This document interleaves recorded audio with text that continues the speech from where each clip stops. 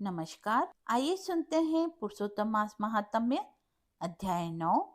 सूजी कहने लगे कि इसके पश्चात नारद जी विस्मय युक्त हो मेधावी ऋषि की कन्या का वृतांत पूछने लगे। नारद जी ने पूछा, हे मुने, फिर उस ऋषि कन्या ने वन में क्या किया? क्या किसी ऋषि ने उसके साथ विवाह किया? नारायण कहने लगे, इस कन्या ने दुख के साथ अपने पिता का स्मरण करते हुए वहां आश्रम में रहकर कुछ काल व्यतीत किया। भाग्यवश एक दिन उस वन में अपनी इच्छा से विचरते हुए महाकोप वाले दुर्वासा ऋषि आ गए। दुर्वासा ऋषि को आता देख शोक सागर में डूबी हुई उस कुंवारी कन्या ने उठकर धीरज धारण करके मुनि के चरणों में प्रणाम किया। नमस्कार करके मुनि को नाना प्रकार के फलों से आदर करके मुनि का पूजन किया। फिर मुनि कन्या आदर से कहने लगी, हे मुने, आपको नमस्कार है।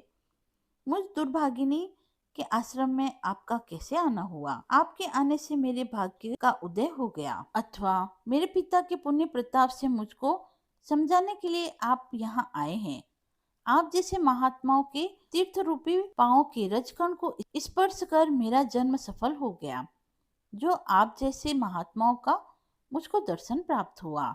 इस प्रकार कहकर वह कन्या उनके आगे चुपचाप होकर बैठ गई। तब दुर्वासा मुनि कुछ हंसकर बोले, धन्य है ब्राह्मण पुत्री, तुमने अपने पिता के कुल का उद्धार कर दिया।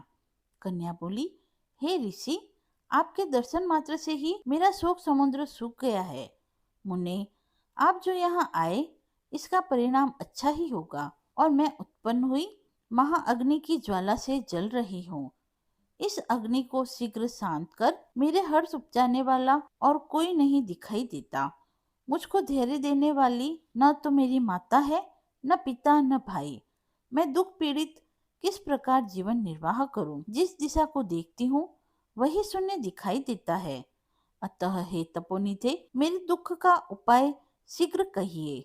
ऐसा कहकर वह कन्या उनके आगे बैठ गई। दुर्वासा ऋषि उसके उपाय के वास्ते सोचने लगे। श्री नारायण कहते हैं, हे नारद, इस प्रकार मुनि कन्या के वचनों को सुनकर मुनिराज विचार करने लगे। अत्यंत कृपा से इस बाला को देखकर वे कुछ हितकारी वचन बोले। 9वां अध्याय समाप्त हुआ। आइए अब सुनते हैं पुरुषोत्तम मास में नित्य नेम से सुनी जाने वाली पुरुषोत्तम स्नान की कहानी। किसी गांव में एक बुढ़िया माई रहती थी। उसके एक बेटा और एक बहू थी। बुढ़िया माई बहुत ही धार्मिक प्रवृत्ति की थी। वह रोज पूजा पाठ किया करती थी। हर 3 साल बाद जब पुरुषोत्तम मास आता, बुढ़िया माई स्नान, व्रत और दान करती। एक बार पुरुषोत्तम मास आने पर बुढ़िया माई के बेटे और बहू ने उनसे कहा, माँ, तुम हर बार पुरुषोत्तम मास आने पर व्रत, स्नान, दान, पुण्य करती हो। तुम्हें इसका क्या पुण्य मिला? मेरी शादी को 5 साल हो गए, ना तो तुम्हारे कोई पोता हुआ, ना ही मुझे कोई अच्छी नौकरी मिली। तब बूढ़ी माँ ने कहा कि मैं पुरुषोत्तम भगवान से मिलकर पूछूंगी कि मेरे स्नान दान का पुण्य कब मिलेगा, और मैं घर तभी वापस आऊंगी जब मुझे पुरुषोत्तम भगवान मिल जाएंगे। बुढ़िया पुरुषोत्तम भगवान की जय कहकर अपने घर से निकल गई। चलते चलते उसे रास्ते में एक कोढ़ी मिला।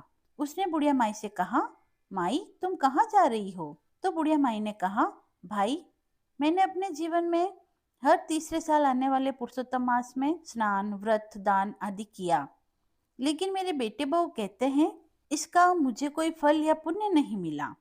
मैं पुरुषोत्तम भगवान से मिलकर यह पूछूंगी कि मुझे इसका फल कब मिलेगा।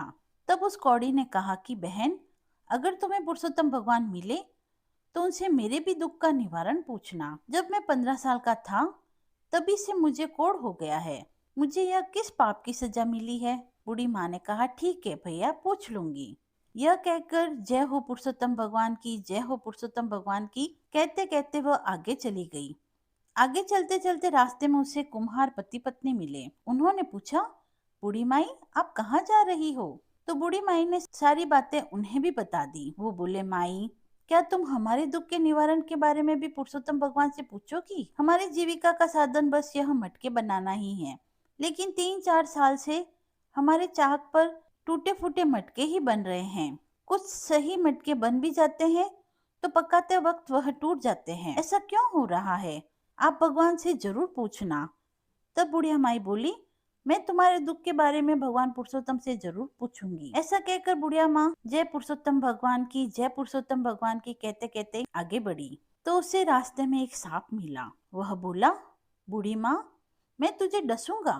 तो बूढ़ी माँ ने कहा, अगर तुझे मुझे डसना है तो डस लेना, लेकिन अभी मैं पुरुषोत्तम भगवान से मिलने जा रही हूँ, उनसे मिलकर आऊं तब तुम मुझे डस लेना। तब सर्प बोला कि माई, अगर तुम्हें पुरुषोत्तम भगवान मिले तो मेरे भी दुख का निवारण पूछना। मेरी नागिन हर साल अंडे देती है, लेकिन एक भी सपोला जिंदा नहीं बचता। ऐसा क्यों? तब बूढ़ी माँ ने कहा, मैं जरूर पूछ लूंगी। फिर बुढ़िया माई जय हो पुरुषोत्तम भगवान की, जय हो पुरुषोत्तम भगवान की कहते कहते आगे चलने लगी। एक पेड़ के नीचे एक साधु महात्मा बैठे थे। उन्होंने पूछा, बूढ़ी माई, तुम कहाँ से आई हो और कहाँ जा रही हो? तो बूढ़ी माँ ने उन्हें अपने बेटे बहू के द्वारा दिए गए ताने के बारे में सारी बात बतलाई। तब साधु महात्मा ने कहा कि क्या भगवान ऐसे ही मिल जाते हैं? और अगर मिल भी गए तो तुम उन्हें पहचानोगी कैसे? तब बूढ़ी माई बोली, मैं उन्हें पहचान लूंगी। फिर बूढ़ी माई ने उन्हें प्रणाम किया और कहने लगी, जय हो पुरुषोत्तम भगवान की। फिर साधु महात्मा बने पुरुषोत्तम भगवान ने बूढ़ी माई को दर्शन दिए और कहा, तुम्हें क्या चाहिए? तब बूढ़ी माँ ने कहा, भगवान, मुझे आपके दर्शन हो गए, मुझे और कुछ भी नहीं चाहिए। तब पुरुषोत्तम भगवान ने कहा, तुम्हारा कल्याण हो। फिर बूढ़ी माँ रास्ते में मिले दुखियारों का एक एक करके निवारण पूछने लगी। सबसे पहले बूढ़ी माँ ने कोढ़ से पीड़ित व्यक्ति के बारे में पूछा। तो भगवान ने कहा, वह अपने पिछले जन्म के कर्मों का फल भोग रहा है। पिछले जन्म में वह एक राजा था और वह अपने राज्य के लोगों को बिना अपराध के दंड देता था। उसे उन लोगों की हाय लगी है। तुम मेरे चरण की धूल ले जाओ और उसके कोढ़ पर लगा देना, वह ठीक हो जाएगा। फिर बूढ़ी माई ने कुम्हार के दुख का कारण पूछा। तब भगवान ने कहा कि एक बार बूढ़े माता पिता अपनी लड़की के विवाह के लिए कलश लेने आए थे। वह बहुत गरीब थे, उनके पास पैसा नहीं था। पैसा न होने के कारण उन्होंने उन माता पिता को कलश नहीं दिया। उस कुम्हार को उन बूढ़े माता पिता की हाय लगी है। अगर कुम्हार 100 मटके बनाकर किसी प्याऊ में दान दे दे तो उसका दुख दूर हो जाएगा। फिर बूढ़ी माँ ने नाग नागिन के बारे में पूछा। तो भगवान ने कहा कि नागिन ने एक बार गर्भवती स्त्री को डस लिया था, जिससे वह स्त्री अपने बच्चे के साथ ही मर गई। इन्हें उन गर्भवती स्त्री की हाय लगी है। अगर यह नाग नागिन किसी गरीब को अपनी अमृतमणि दे दे तो उन्हें संतान की प्राप्ति हो जाएगी। फिर बूढ़ी माई ने भगवान को प्रणाम किया तो भगवान पुरुषोत्तम अंतर्ध्यान हो गए। फिर बूढ़ी माँ ने भगवान के चरणों की धूल ली और वहां से चल दी। सबसे पहले वह सांप को मिली। सांप से पूछा, क्या हुआ माई, भगवान के दर्शन हुए? तब बूढ़ी माँ ने कहा, हाँ हुए। तो सांप ने कहा कि तुमने मेरे दुख का निवारण पूछा? तो बूढ़ी माँ ने सारी बात सांप को बता दी और वह बोला, माई, मैं कोई गरीब व्यक्ति कहाँ से लाऊं? मेरे पास डर के मारे कोई आता ही नहीं।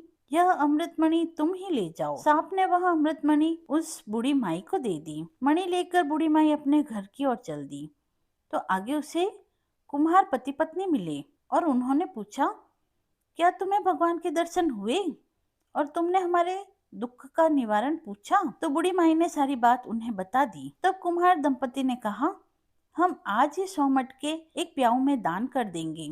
अब वह आगे चली, उसे वही कोड़ी मिला तो उसने पूछा, क्या हुआ बहन, तुम्हें भगवान ने दर्शन दिए? तुमने मेरे दुख का निवारण पूछा?